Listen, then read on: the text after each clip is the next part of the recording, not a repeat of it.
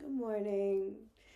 Sun is shining, tank is clean, got some coffee, and I just sat down to write a prompt for myself to do a little morning journal, and then decided I wanted to pose this question to a screen instead because it's related to what I'm doing here.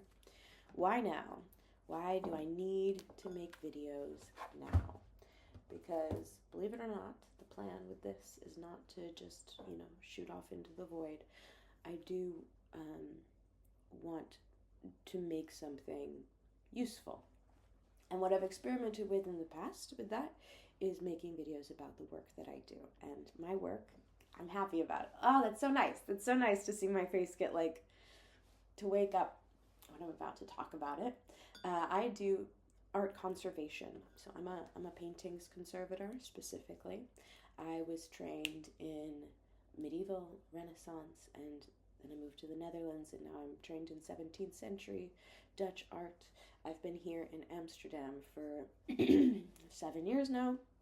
I have a master's degree, and I still work in conservation. For a long time during my studies, in the year or two after I finished my studies, I was collecting content. I have hours and hours of potential videos from the study program that I was in about the process of becoming a conservator. I have videos that could be turned into not like step-by-step practicalities of how to do a conservation project, but more informative day in the life. This is what I'm doing. So the point of this question, why do I want to make content right now? And maybe what's always been missing for me, the reason I haven't stuck with making those videos, I've done it in spurts over the years, but I haven't had the kind of consistency necessary to reach an audience, I think. And the reason I feel it now is kind of because we have this, quite a few existential questions that are facing humanity at the moment, that are interlocked. The one that I've lived with most of my life is the climate crisis. It's a pretty big one. Why is art important in that? Well, I would like to save it. I would like to preserve as much of the objects of our history as possible. But as I've gotten older, I've realized that the objects of our history are not as important as the people, which brings us to our second existential crisis right now, AI. Why is art important in the world of AI? Well, because art should be made by humans.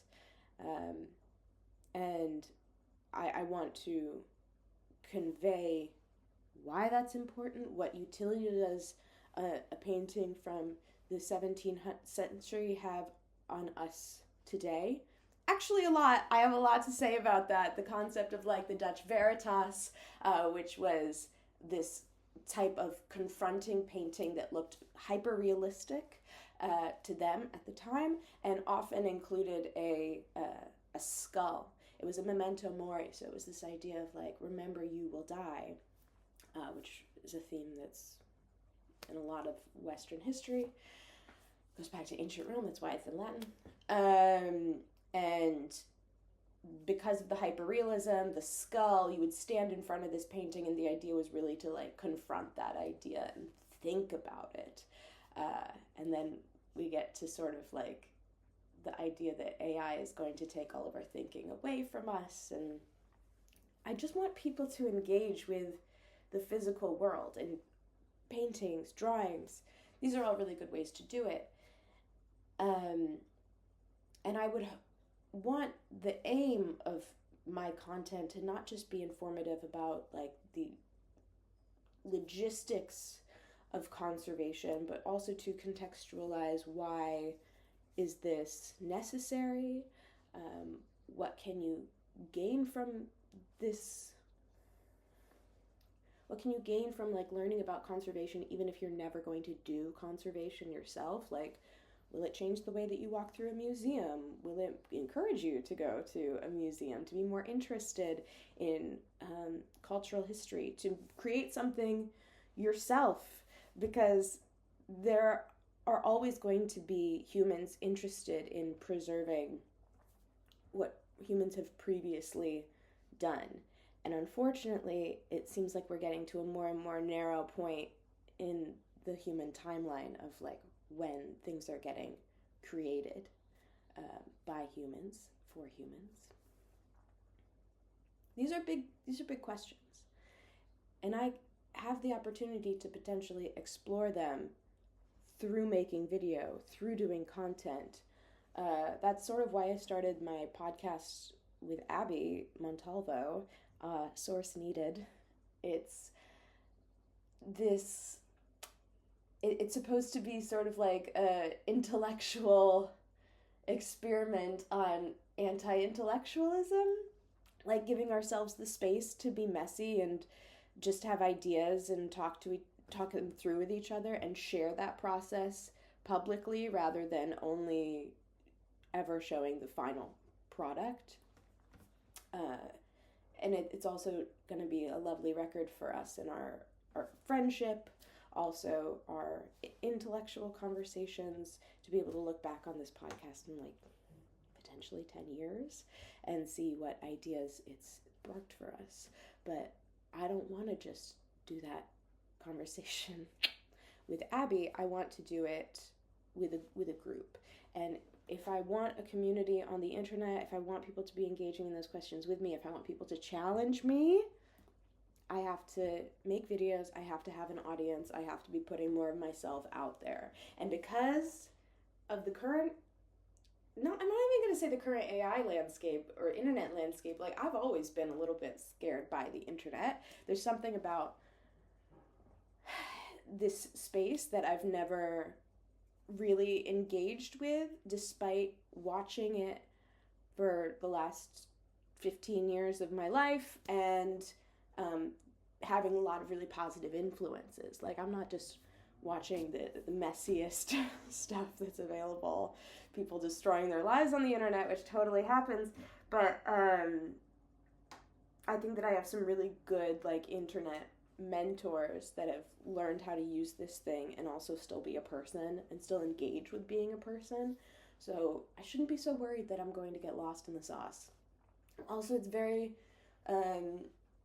presumptive to think that I have the ability to reach the kind of audience where whatever I was doing on this thing would have an effect on my actual life. I don't really think that I would reach that point, but I would like it to have an effect on my life in terms of getting jobs. So you can look at the link down below and see that I have a website for my conservation work. I have multiple podcasts that I work on. One is the one that I mentioned, Source Needed. The other is The C Word, which is a highly respected podcast within my field about art conservation and our conservation community. We are on hiatus right now because all the ladies in the group except me have babies. And what else have I done? What else have I done on the internet? I did have another podcast that was about my conservation program in particular, trying to give people information about how to apply, what it's really like, the process of being an emerging conservation professional, which I think a lot of people in my field really struggle with, just because there aren't a lot of resources for that. And also, I think a lot of industries are going through this big conversation right now, influenced by multiple things, but it's just really hard to be a young person breaking into a career. It always has been, but right now feels particularly difficult, especially when we have these big existential questions to think about, and I'm worried that none of us will be here in 15 years. Ooh, that got dark. This is a long video.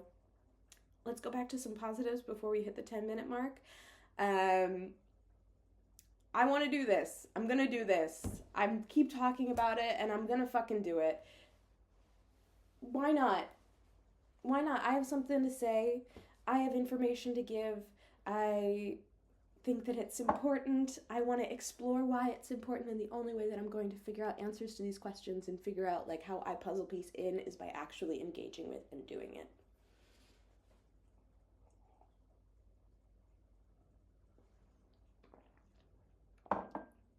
Okay.